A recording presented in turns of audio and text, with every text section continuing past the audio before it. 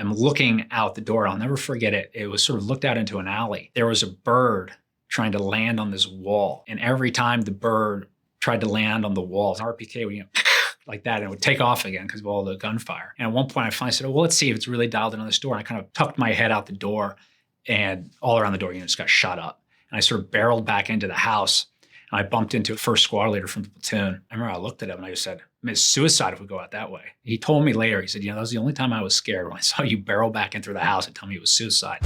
You are about to embark upon the great crusade to meet this mounting aggression. And make no mistake about it, good will prevail. The American Veterans Center thanks Brilliant for supporting this video. Brilliant has thousands of interactive lessons on topics such as logic, physics, and math, all critical survival skills used on the battlefield and in life. To get started for free, visit brilliant.org/American Veterans Center. I was born in Los Angeles, California. I lived there till I was 9 years old, and then I moved to London, England. I lived there until I was 15. And then I moved back to Washington, D.C. I started the ROTC program at college in 1998. Wanted to serve really for three reasons. Growing up abroad, I think, kind of gave me a perspective on what it means to be an American. It gave me a little context, and as such, I wanted to give back to my country in some way. I also wanted a job where whether I was good at my job or bad at my job really mattered. Or put another way, I wanted some responsibility at a young age. I could think of nowhere else where they would put you in charge of 40 plus people at 22 or 23 years old. I'd always had sort of an innate fascination with the military. I was kind of like that kid who never stopped playing with his G.I. Joes. So I think when you combined all of those, it led me into a career in the military. And then I knew I wanted to serve in the infantry. And the Marine Corps fundamentally at its core is about the infantry. And that appealed to me. So, in addition to sort of the training that you would do during the academic year, every summer there would be summer trainings. So over the course of my time at university, I attended the Marine Corps Mountain Warfare School. Obviously, I went to Officer Candidate School. I was able to go to Airborne School with the U.S. Army. Then I was also able to go through the Special Forces Combatant Diver Course and the Amphibious Reconnaissance School. For the Marine Corps. So those were really the predominant trainings I was able to do before graduating college and being commissioned as a second lieutenant. Strangely enough, I remember showing up to Quantico for my training it would have been June of 2003. So this is about 2 months after the invasion of Iraq, which at that point seemed very successful. And the war in Afghanistan was going very well. And the atmosphere in Quantico amongst the captains who are our instructors that summer was sort of, well, the war happened. We missed it as captains, and, you all have missed it too. So, as though we're the Persian Gulf War. And later that summer, a number of new instructors started filtering into the basic school in Quantico, kind of first lieutenants, soon to be captains, who'd been in the invasion, and they sort of had their war stories. And I remember vividly in August of 2003, the front page of the Marine Corps Times had a story, and it said, Marines back to Iraq. And all of us looked at each other and said, what are we going back to Iraq for? Marines don't do occupation duty. That's just occupation duty. Why are we going back to Iraq? And everyone was sort of scratching their heads and asking that question. I then graduated from the basic school and was designated as an infantry officer. And I was getting ready to go to the infantry officer course. And I'd received my assignment to my infantry battalion. And I was originally given orders to 1st Battalion, 1st Marine Regiment on the West Coast. And so if you were in my class at the basic school, most of the guys wanted two things. They wanted to go to the West Coast because, San Diego's kind of better than Camp Lejeune, just quality of life. And, they wanted to go to Iraq. So I got orders to go to 1-1 in San Diego, but we weren't, that battalion was not deploying to Iraq. They were going to be deploying on a Marine Expeditionary Unit. And the instructors in my class told us that for a 24-hour window, if we wanted to trade assignments with another lieutenant in the class, we would be allowed to for 24 hours. And there was a guy in my class, his whole family was from San Diego, and he got orders to 1st Battalion, 8th Marines in Camp Lejeune. 1st Battalion, 8th Marines was on the first thing smoking over to Iraq. They were going to be leaving for Iraq. We were going to graduate in April. They were going to be leaving in June. And so I sort of had this dark night of the soul where I was asking, do I want to go to Camp Pendleton or do I want to go to Iraq and to Camp Lejeune? Because I didn't necessarily want to go to Camp Lejeune. And I talked to two captains. One was one of my instructors at the basic school. And he said to me, Elliot, the Marine Expeditionary Unit is always going to be the cutting edge of the Marine Corps. Get that experience going out with the MU. What do you want to go to Iraq for? All you'll be doing is occupation duty. And the other captain I talked to was a guy named Doug Zimbeck, who I had gone to know at the Amphibious Reconnaissance School and become a mentor of mine. And he's since become, I think, pretty famous in the Marine Corps. He was tragically killed in 2007 working for the CIA, but he was sort of a legend in the Marine Corps even at that time. And he was known for being very forthright. So I sort of explained the situation to him, and he kind of, listening to me on the phone, just sort of went, And at the end of the conversation, he said, let me ask you a question. If you go on that MU, are you going to be carrying a loaded rifle every day? I said, no, sir. He said, if you go to Iraq, you're going to be carrying a loaded rifle every day? I said, well, yeah, I think so, sir. He said, so what do you think you should do? So I went to Iraq.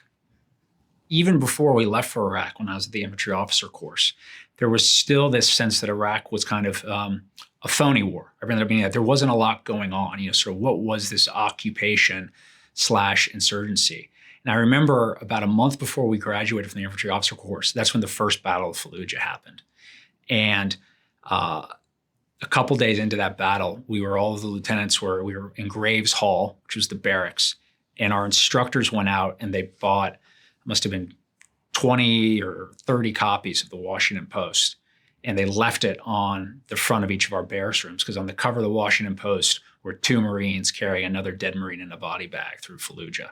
And that was sort of a real wake-up call for us. Suddenly, within really a period of 6 weeks, there was sort of this abstraction that we might go to Iraq and maybe see a little combat, to this reality that we were going to war.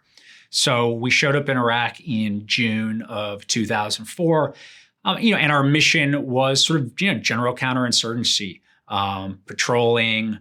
Our battalion 1-8, we were deployed under the 1st Marine Division. So we were sort of the only East Coast battalion in Iraq at that time. And the division deployed us sort of as a fire brigade. So we were moving around a lot. So we were up in Haditha for a month. Then we went down to around Fallujah. And it was sort of understood early on that everything bad that was coming out of Iraq and Al-Anbar province, at least, was coming out of Fallujah. Because at the end of the first battle, the way that battle ended was Fallujah was declared a no-go zone for U.S. troops. The Fallujah Brigade, sort of an Iraqi military unit, was given possession of Fallujah. They owned it basically, but the insurgents really had taken root in the city, and we all knew it was sort of just a question of when we would go back in and have to take Fallujah by force. I think everybody knew it was going to happen. I remember it was obvious. I remember probably the most junior PFC in my platoon, talking to me and saying, hey, sir, so listen, the 1st Marine Division, most of the battalions, except for ours and one other, there's going to be a big rotation in September, which was just the rotations of the battalions. And the presidential election is going to be in November. So I guess we won't go before the rotation, and we're not going to go before the presidential election, but we'll probably do it sometime between the presidential election and the time we go home, in February. What do you think? I was like, yeah, that sounds about right. And, that's exactly what wound up happening. We got the orders to go into Fallujah within days of the 2004 presidential election. It was 6 infantry battalions, 4 Marine battalions, 2 Army battalions fighting under regimental combat teams 5 and 7. And we would advance from north to south through the city. And then on the southern end of the city, there were a couple of other units that were basically in blocking positions. And so that's what we did over the course of the month. We just went house to house, clearing out the city. It was a massive 2-regiment push. So we staged on the north side of the city for the days before the assault. Our tanks were probing up to the north end of the city to get the insurgents to fire at them, to sort of probe those positions. Aircraft were dropping ordnance. And then, we had D-Day. So they called it D-Day. To be candid, it was sort of surreal to be participating in a D-Day. And our company, our objective on the first day was to seize the government center. So in 1-8, we had companies Alpha, Bravo, and Charlie. Bravo and Charlie company went in on the first day and fought a few hundred meters into the city. I think it was about 400 or 500 meters into the city, and kind of opened up a corridor. Then our company, Alpha Company, that night loaded up into Amtraks, these armored personnel carriers, basically, and we pushed down that corridor, and then about another 600 or 700 meters deeper into the city where the government center was, and we seized the government center in what would be sort of a classic mechanized raid. And then those other two companies, Bravo and Charlie, spent the rest of the following day fighting up toward us. There was the expectation too, that we would take very heavy casualties. Urban combat, casualties are usually pretty excessive. And within our company, our platoon, first platoon, which is my platoon, we were the assault element of the company. And I remember at one point before we went, my company commander, a guy named Aaron Cunningham, is now a full-bird colonel, really great commander. But he sort of quietly pulled me and the one other lieutenant. So the company was organized into assault, support, security. So we were the assault element. Second platoon was the support element that would backfill us, and the security element, which was third platoon, would sort of contain the government center. And so I only bring this up because he brought me, because ours was the assault platoon, and the second platoon commander, who was the support platoon, kind of quietly sat us down and said, "Hey, listen, my expectation, Elliot, is that your platoon was going to be combat ineffective by the end of the first night. And you and Ryan, who was the other platoon commander, need to have a plan and need to have coordinated how he's going to backfill you as you lose Marines." And, intellectually, I knew that, it was going to be difficult for us. But, sort of knowing that was the plan, that nobody expected our platoon to be combat effective at the end of the first night, it's pretty sobering stuff. And I remember all the lieutenants before we, went into the assault position, kind of all, hugging each other, saying our goodbyes, see you on the other side of this thing. So it was surreal.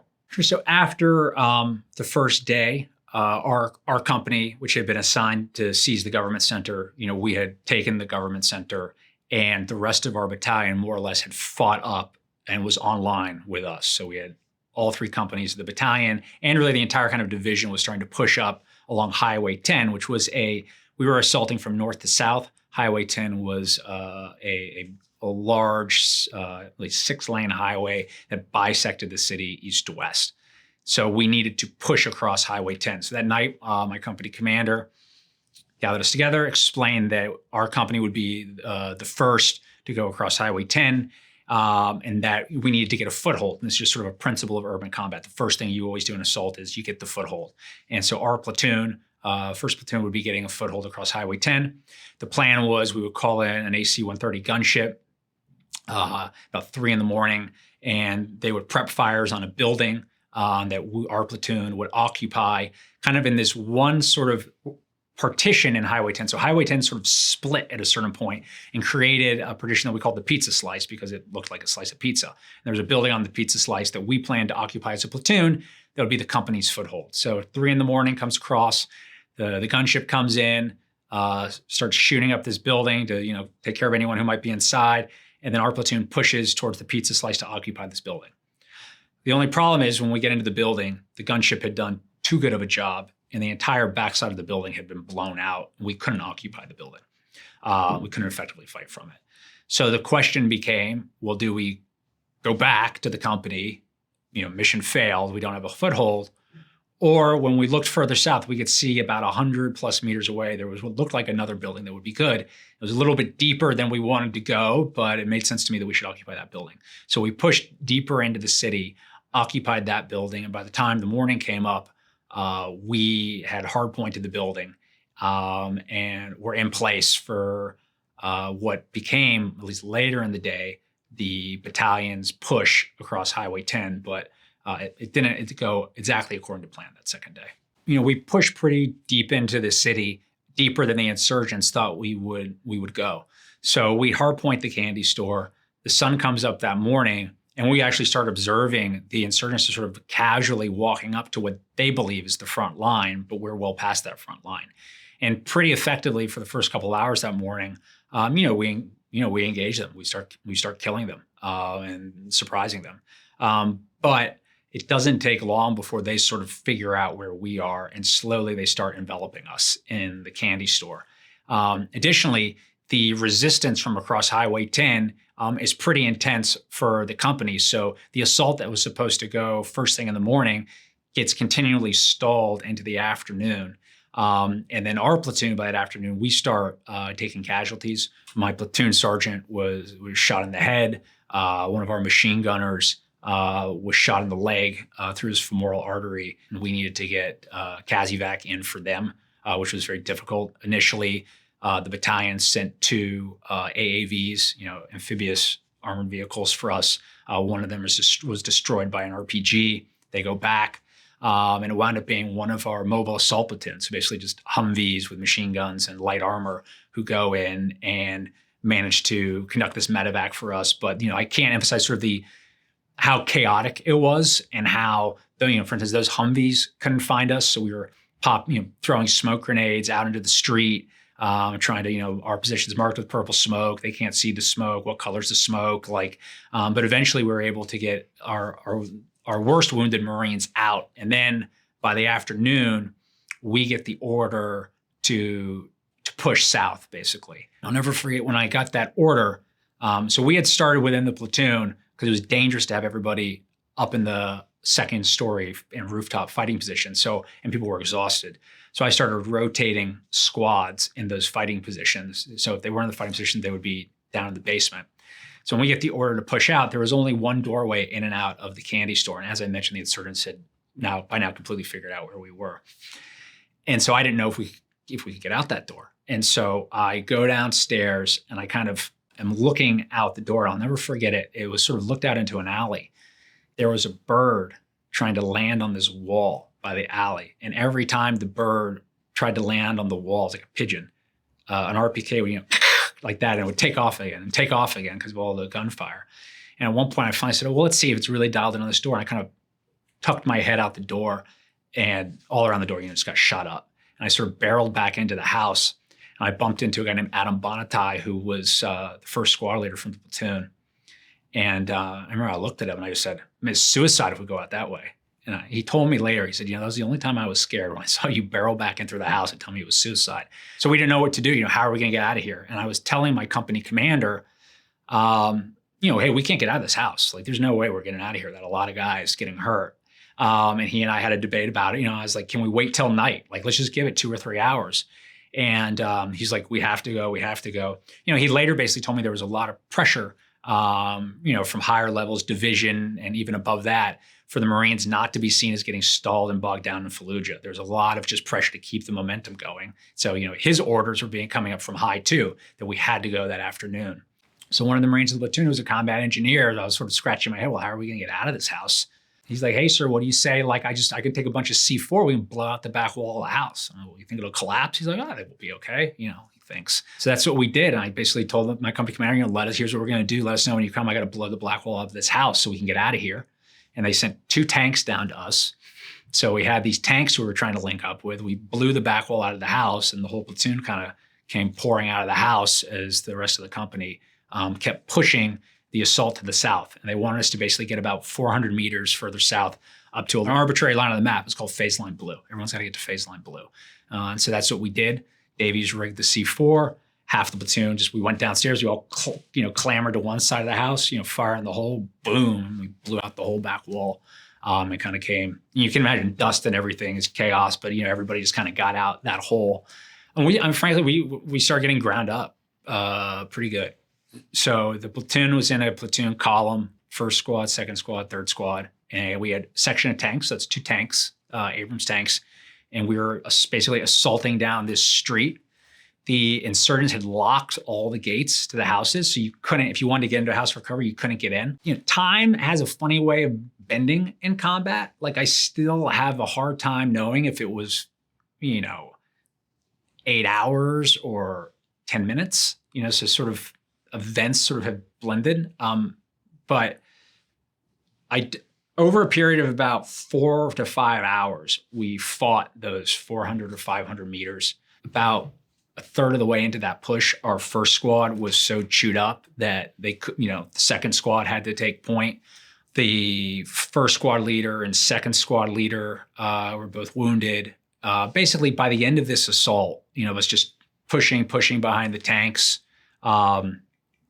we finally got near to phase line blue, and I got the call on the radio, like, go firm, we're at phase line blue, and I told them I'm a phase line. We all said, like, yeah, we all think we're there, go firm, which means like get into a house.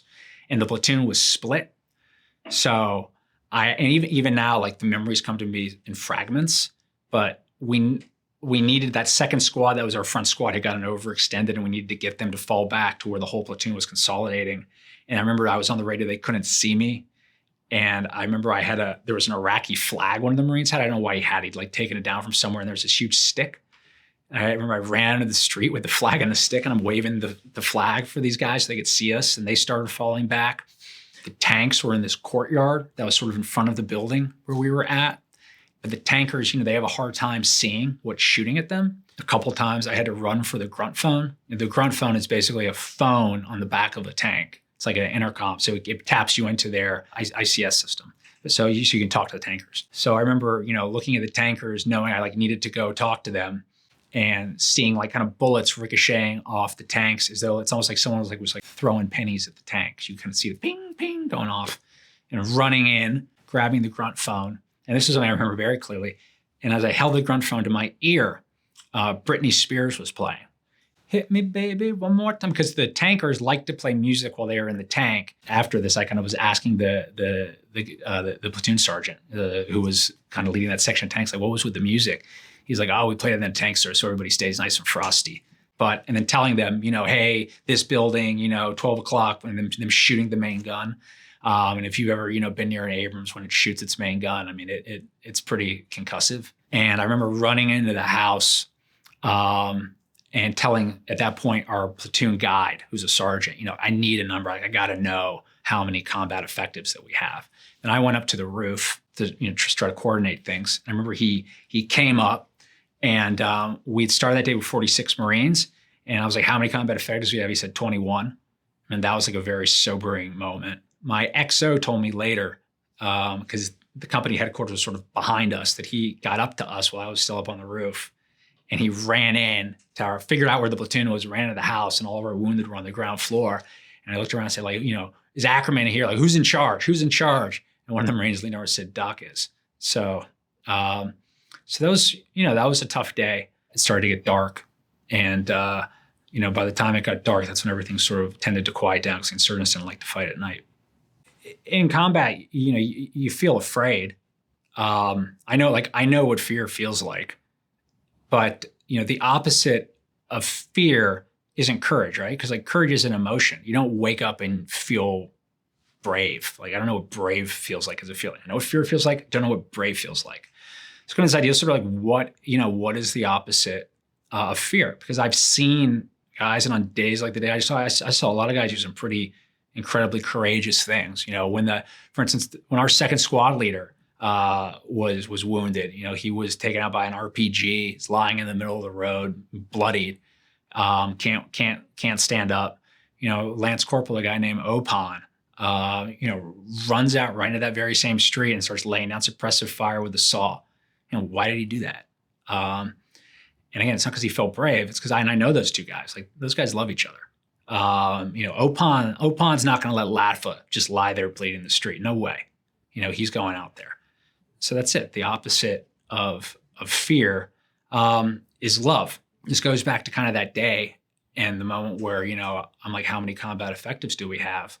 And the answer is, start the day with 46, with 21, is there is a paradox in that. So when a combat unit gets ready to go on deployment, you do all this training together, spend all this time with one another, you're building all these bonds. Why are you building these bonds? We call it esprit de corps. What is it, esprit de corps? Well, it's really sort of love, right? It's you're building, it's a fraternal type of love. And why are you doing that? Well, because you're going to need those bonds to achieve the mission. The mission's going to be tough, and you need that esprit de corps as a unit so you can function to achieve the mission. Well, the mission is always, frankly, more important than the men. If it wasn't more important than the men, you would never go try to achieve the mission, because some of you are going to get hurt doing it. And at a certain point, you realize that you're going to have to sacrifice, and in some cases, destroy this thing that you have come to love. And at its most intense, that's what combat is. You spend all this time putting together a unit, building these bonds of sort of fraternal love between one another, and then in service of the mission, you're called upon to destroy it.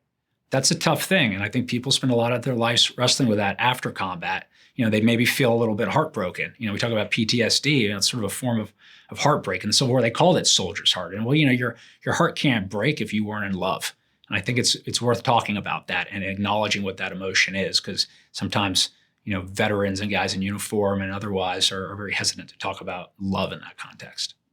And now a quick message about our sponsor, Brilliant. Without support like theirs, we couldn't bring you weekly stories from our battlefield heroes. Brilliant is the best way to learn math, science, and computer science interactively. If you're looking for an engaging experience to sharpen your mind and build on your problem-solving skills, Brilliant is for you. In time-sensitive scenarios, you need to be able to make the right decision with the options available, which is why we recommend their course on logic. The material in this course will help you uncover how to identify what's the truth based on mathematical reasoning. Brilliant has thousands of lessons with exclusive new content added monthly. To get started for free, visit brilliant.org/American Veterans Center or click on the link in the description. The first 200 of you will get 20% off Brilliant's annual premium subscription. When I was serving in Iraq in 2004 and 2005, when you would sit down with local power brokers, tribal leaders, and you would sort of talk to them about supporting the Iraqi government, supporting the U.S. effort there, so there would be peace. When you talked about peace to them, peace was an act of memory because, although it was under Saddam Hussein, very recently their society had been in a nominal sort of peace. So you're asking them to kind of go back to a condition that once existed. Whereas in Afghanistan, you would have many of the similar types of conversations, trying to explain to Afghan village elders and others why it was important they supported the Afghan government and helped NATO allies and the Americans, and because we want there to be peace. But when you talk about peace with many Afghans, it's important to remember the average life expectancy in Afghanistan is early 60s for a male living in the provinces. The war in Afghanistan started in 1979, so for most of these Afghans, at best, if they remember the country at peace, they were adolescents when it was at peace. And for the majority, there's no memory at peace. So you're not asking them to engage with their memory when you're talking about peace and what the country could be like. You're actually asking them to engage with their imagination. They have to imagine out of whole cloth. And in so many ways, that was very difficult.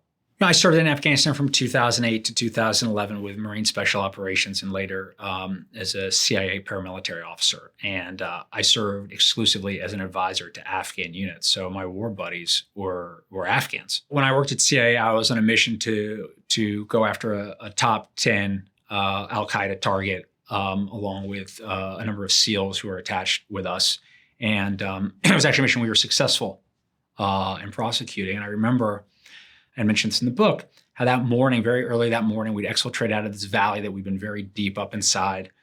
We captured our target, and the plan was that we would go to this one army base. And from that army base, we would transfer the target to the U.S. military, who would be in charge of detaining him. And been a long night, hard work. Project, the mission had gone off well, and we were in a good mood. We were sort of laughing and talking amongst ourselves.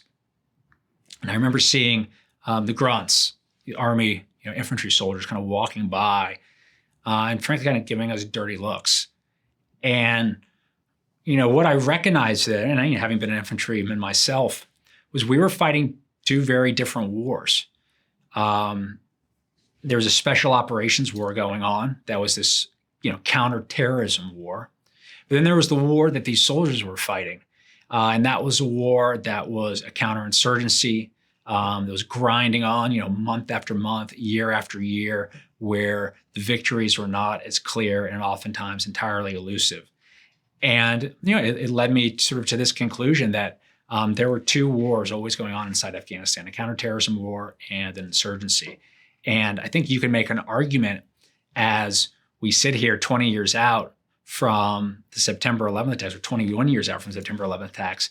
I think if someone had told you on September 12th, 2001, that for 21 years, the United States would not be subject to a major terrorist attack, that would have sounded like a pretty amazing victory. I think you could even go so far as to say, in that respect, the United States has won the global war on terrorism. but we lost the war in Afghanistan. So how is it possible to win the war on terrorism, yet lose the war in Afghanistan? And I would argue that possibility exists in the scene that I described, in which you can have a group of, counterterrorism commandos happily having captured their target, while there's a group of soldiers who are out there every day grinding out a counterinsurgency mission that's failing. And I think that sort of summarizes the end game in Afghanistan. I left Afghanistan in 2011, so Kabul falls 10 years later. Many of the Afghans I worked with by that time had come to the United States, but their family were still in Afghanistan. And as the Taliban were moving in, were under threat. And so, the question became, how are we going to get their families out? The administration didn't have any type of plan for this. There was no phone number or email address where I, in good faith, could say, you call that person or get in touch. They're going to make sure to get you out. So what emerged was really a crowdsourced effort to evacuate people from the airport in those 2 chaotic weeks from August 15th when Kabul falls to the end of the month when U.S. troops left. And very quickly, the Afghans I knew, we got out. But then, there were many others who needed to get out, and we were making lists and manifests, and then trying to coordinate with the Marines and soldiers at the airport, and in some cases, intelligence personnel at the airport, to get these people inside so they could make it onto flights. And as I described in the book, it's called The Fifth Act, because I tell 5 distinct stories of different evacuations, and some end well and some don't end well. But the reader really sees in a high level of detail what was going into trying to get our Afghan allies out. And it's important to recognize that, although many of these Afghans, they don't carry blue American passports, they're American heroes. They're people who fought for years for the same cause we were fighting for. And at the end of the day, this was all of us just trying to keep faith with, again, that ideal of we don't leave anyone behind. From a strategic level, why did it happen? Well, I think the administration basically made a gamble. They thought that all U.S. service members would be able to pull out of Afghanistan before the end game between the Afghan government and the Taliban occurred. What has been called a decent interval. There would be an interval from our departure to whatever that end game was. But when there was no decent interval and the collapse happened on our watch, that is what led to the pandemonium that you saw. I think if we look at any given year in our 20-year Afghan campaign, there was never consensus on what victory looked like. And it's very difficult to win a war when we can't even say what winning the war means. If we look back after 20 years of war in Afghanistan, there's many places, where you can point blame. But 20 years of war without a clear objective is probably not going to lead you to a positive outcome at the end. And in Afghanistan, we could see there was always difference as, was the war about counterterrorism? Was it about nation building? What was this war about? And because we could never agree what the war was about, we wound up losing the war. It's very difficult to work to get people out right now. But there's a lot of good that we as Americans can still do. I think the most important thing we can do is to look at the Afghan Adjustment Act. The Afghans who we did get out, almost 80,000 SIV applicants who are now in the United States, they are here under what's called humanitarian parole. So it's very difficult for them to work. If their status isn't adjusted and changed, they will be subject to deportation soon. So Congress, both the House and the Senate, there is legislation to have their status changed. They can get green cards and get on a pathway to work, and that's the Afghan Adjustment Act.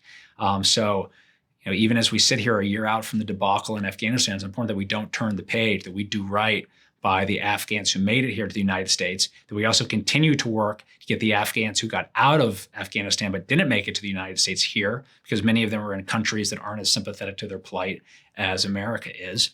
And that's not just charitable. This is in our country's interests. Many of these people, they might not hold blue passport yet, but they are American heroes and they will be a credit to this country. And so these are the types of people we want in America. So let's bring them here. And I think there's still good that we can make out of this situation. there's plenty of ways that wars are the same. I could talk all day about the way that, Afghanistan has echoes of Vietnam, and even Iraq has echoes of Afghanistan. But I think when we look at the war on terror, there are some ways that the war on terror is unique in American history. So every time the United States has gone to war, we've gone to war with a construct to sustain the war. And by construct to sustain the war, I mean we've had to do that really in two ways. In blood, who's going to fight the war? And in treasure, how are we going to pay for it? So for instance, if you look at the American Civil War, in the American Civil War, the way we manned that war is the first ever draft that this country has as part of the US Civil War, as is the first ever income tax. That's how we paid for it. The Second World War was characterized by bond drives and a national mobilization. The Vietnam War, a draft that was very unpopular that led to an anti-war movement, characterized that war. After September 11th, the United States went to war again, so we needed a construct to sustain it. So how did we do that? Well, the blood, that came from our all-volunteer military. And the treasure, how we paid for it, it came through our deficit. There's never been a war tax. We just put it on the national credit card. And if you actually look at our national deficit right now, about a quarter of it can be traced to the war on terrorism. So the result of that construct, fighting a war with an all-volunteer military and paid for through deficit spending, is that the American people are anesthetized to the cost of the war. They don't feel it. And as such, that, more than any other reason, is why this war goes on for 20 years. So I think going forward as a country, when there's another reason for us to go to war, we as citizens should be very skeptical of any politician who tells us that there's a reason that's worth us going to war, but don't worry, none of you are going to have to feel the pain of the price. If we're going to go to war, it should be something that's also worth us all having skin in the game for that war. And if it's not worth us having skin in the game, we shouldn't be going to war in the first place. Any of us who participate in these wars in Iraq or Afghanistan, we become the custodians of a certain memory.